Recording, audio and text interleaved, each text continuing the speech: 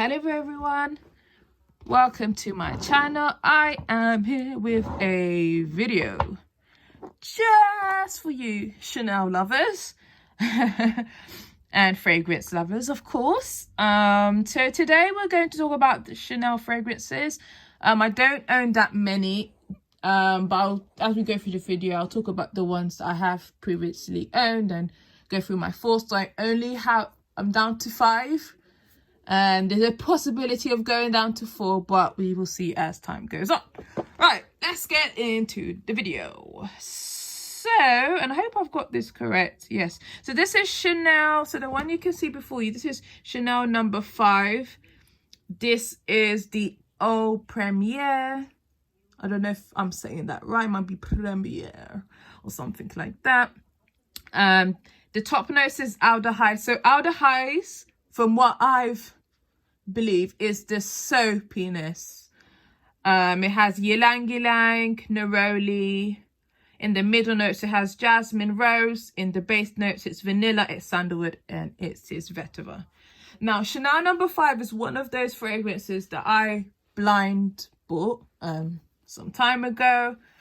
I know it was definitely a polarizing scent. Some people said it was too screechy. Some people absolutely love it. Some people say it's too old, it's too mature, yada yada yada. I tried it. What I found is that I enjoyed it more on skin than I did on clothing. It is one that is for a particular taste. I would say yes, it is a bit of a mature scent, not necessarily old lady though. It's very soapy, and what I'll describe it, because I wish somebody had described it to me before I went and bought it, is it's not the soapiness that you would find in fragrances such as JLo, Miami Glow. Some people say Tiffany fragrances are quite soapy. It's actually soap. So if you think of an actual bar of soap, that's the best way I can describe Chanel No. 5 and the ylang ylang. I remember those 2 notes quite a lot. On clothing, I really didn't like it. The dry down was like, it's almost like if you got a raw bar of soap and you scrubbed it on clothing, you get that type of smell. But on skin, it was actually quite pleasant. Yes, you get the soapiness, but the vanilla comes out, and it's not that vanilla that are in a lot of, like, I don't know if Olivia Bell has vanilla in it. Those sorts, I don't know, I'm thinking to my head, the YSL Libre. It's not that kind of sweet, overly sweet vanilla. It's like subtle, soft vanilla. So I think it works very well on skin, and I actually really liked it. But I was looking to declutter fragrances, so that one went. I think I got this one at the same time, and I preferred this one. So this one, you do get the soapiness of the original without a doubt. This one is more sweeter, but not sugary sweet. When I talk about Chanel fragrances and sweet, it's not on the gourmand sugar level, or it's not that gourmand type of scent. It's sweet. You get a touch of the ylang ylang, which is in the original. The neroli, I think, gives this type of lemon vibe, and I get powderiness, and that's what I really get from this, which is not actually listed, but I do get it's quite a powdery version. It's a younger version. It's a modern version of the original. Now, the only part where I can't give you much information about. Oh, okay, just because it's called Eau Premiere, I wasn't sure whether it was an EDT or EDP, but just looking now, it is in fact an EDP. The only thing is, me personally, it doesn't perform as much as the original. The original one did perform really well, lasted on clothing really well, and skin as well, but this one doesn't. That's why I was a bit confused as to what type of fragrance it was, because some fragrances are au fraîche, au tendre, and all that, and sometimes you're not sure, is it an EDP, is it lower concentration, and so forth. So yeah, so I hope I've really described this fragrance to you. If you found the original okay. I think you would really enjoy this one as well. Is it a safe blind buy? I don't know. I didn't hate it, but you've got to love that soapiness. And I think that soap, Chanel No. 5, the original, helped me to enjoy soapiness in fragrances. So that's why, as you know, I'm a big Jean Paul Gaultier Classique fan, and quite a lot of their fragrances have that same soapy vibe in it. So it's for a particular nose. But yes, I want to try the Low just to see how it smells, but that one I think is a EDT. So yeah, so you've got to enjoy soapy fragrances to really get with this. But it's really nice. It's powdery. Yeah, hope that helps. Okay, next we have Coco Noir. So it comes in this black bottle, so there's no confusion there. Sorry, let me just try and find the notes for this one. Okay, so before I go through the notes, I used to have the other two. So the EDT, which I kind of regret now. I wish I had kept that one because I really enjoyed it, but I got to some point I had to let go of quite a few fragrances. That one was like I think it was, I don't know if it's aromatic, oriental-y type vibe. Decent lasting power for an EDT.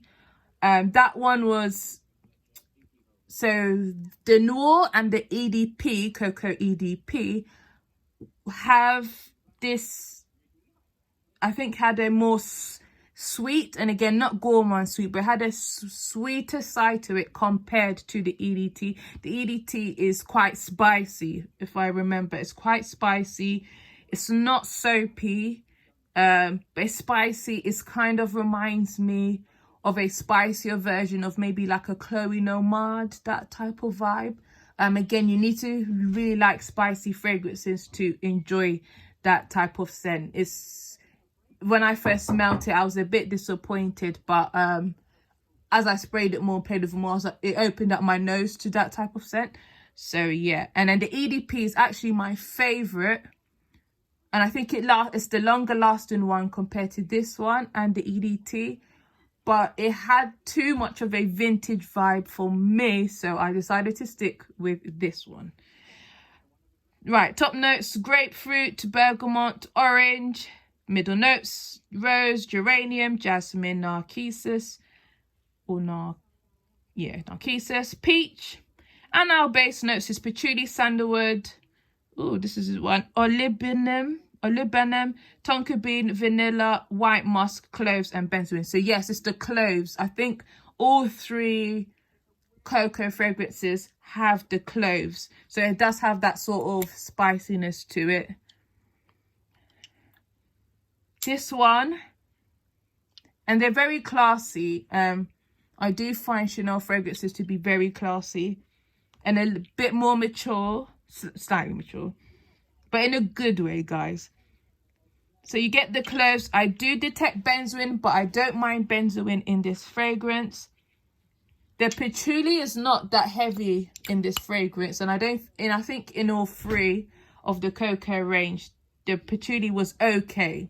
So compared to Coco Mademoiselle, I think you might enjoy this range if you're not a big fan of patchouli. And I get a touch of bergamot. Now this is marketed as Noir, so you'd think, ooh, you know, nighttime or whatever. I do think you can wear it. I mean, fragrances, you can wear them anytime. I mean, that's up to you. But I will be using this in my winter collection. And I won't necessarily be only wearing it at night as well. But that is up to you. So I hope that has helped. But the only thing is, lasting power isn't the greatest on skin. I have tried it on a few scarves. It lasted about a day or so. But it's not... I think this range, the Coco range, compared to Coco Mademoiselle, I think Coco Mademoiselle has the better lasting power. That one, if you spray it on your scarf, you can literally smell it 2 days later. So yeah, all three, I don't think they're maybe the EDP is a safe blind buy, but you've got to be into spicy fragrances. I hope that helps. Okay, let's do Coco Mademoiselle. As you know, this featured in my autumn collection when I updated it. Let me get the notes for you. So again, I had the EDT and the EDP. The EDT was my favorite smell. It was actually my favorite scent. However, the lasting power was not good for me. It was easier on the patchouli. I could take it, but just wasn't for me. The original, so the EDP, which everybody absolutely loves, and I feel like, oh my gosh, is it just me? I just found it, yes, very heavy on the patchouli, but it's not the patchouli like Angel by Mugler Patchouli. It's not that type of dirty patchouli, but for me, it just had this smoky vibe that I really tried to get into it. It just wasn't for me. So I settled with the Intense, although I'm not sure if I shared my thoughts on this one. I still not in love with this scent, guys, but you know, and guys, you can see I have actually made a dent in this, so I'm quite pleased with myself, but I'll get used to it. But I've got this year to decide what I'm going to do with this. Right, top notes: Sicilian orange, Calabrian bergamot, lemon, and the middle notes is rose. Fruity notes, jasmine. Base notes, patchouli, tonka bean, vanilla, labdanum, and white musk. Not heavy on the yes, patchouli is evident, but I can take this kind of patchouli. I always feel like there's benzoin in this one, but there's not.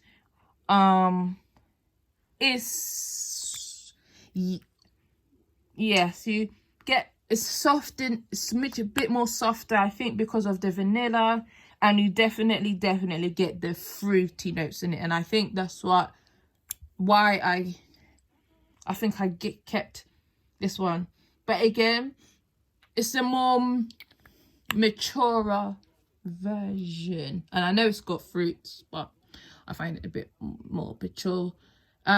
Safe blind buy, maybe not. I think, I don't know, always things like this, guys, I'm not sure. When I'm not sure, you guys kind of can tell when I'm not really sure if it's a safe blind buy. I don't know, I think if you love the original, you might be disappointed with this one. Okay, so let's get into this one. Let's get into the Chance. Where are you? Chanel Chance. Oh, sorry, this is the EDT, folks. And you can tell it's the EDT by the cap.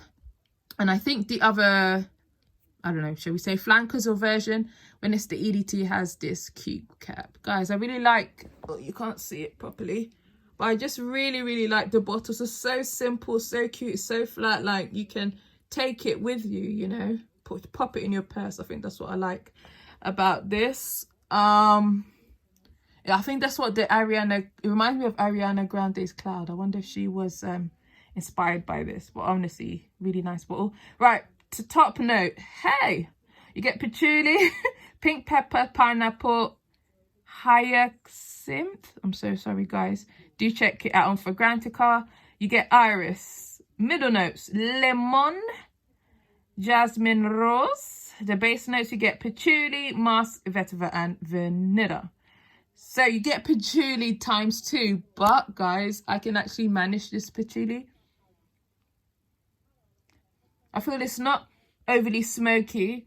I do detect the pepper and pineapple in this one. Now, the pineapple is not, before you run and get and buy it, the pineapple is not the type of pineapple note in, you know, your Escada or whatever fragrance, Eddie Subs. No, it's a toned down sort of pineapple. So this is not your typical, you know, summer scent, but it's really nice. I don't detect too much vanilla and vetiver, but I could detect a touch of muskiness. So it's quite a fresh, and I think the lemon as well also adds to the freshness. It's a really fresh scent. I think, and most people say it was marketed towards, you know, a younger audience. So if you found Coco Coco Chanel too, what do you call it? Too mature. If you found Coco Mademoiselle a little bit much, then this was the option for you. This is what people say. I have no idea. Right, and the last but not the least is the Chance, and it's the EDP. So it's again the same lovely bottle, but with this type of lid. So it comes with a silver lid. This one, the only note for the top is pink pepper. So yes, it's very similar, guys, to the EDT. The middle notes is just jasmine, iris. Base notes is patchouli, musk, and vanilla. This one, much more heavy on the patchouli. In fact, I only get patchouli and pink pepper in this one. This one I was actually thinking of going to declutter it because I just felt like it was just a patchouli scent, if that makes sense. You know, in some sense you just smell patchouli and you don't get much else, but it has warmed, I've warmed to it, and I think because I got rid of the Coco Mademoiselle EDP, I was a bit like, okay, let me just keep one, you know. It's got a very similar vibe.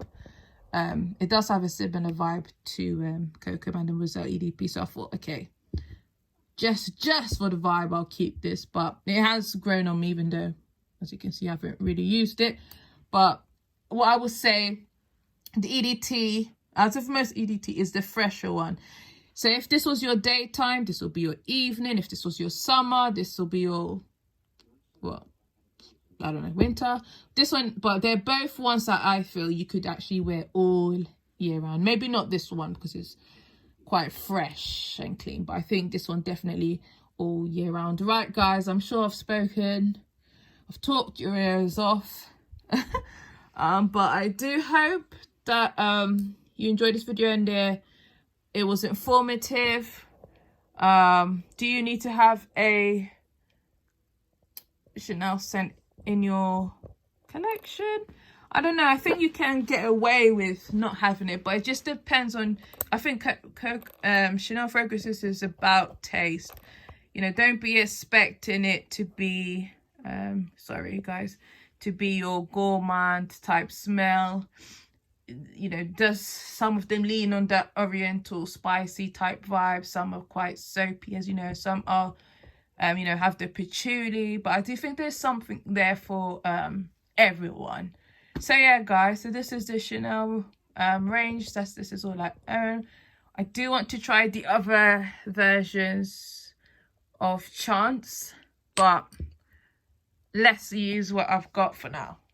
All right, guys, thank you so much for watching. I hope you have a lovely time and a lovely year. 2021, here we come.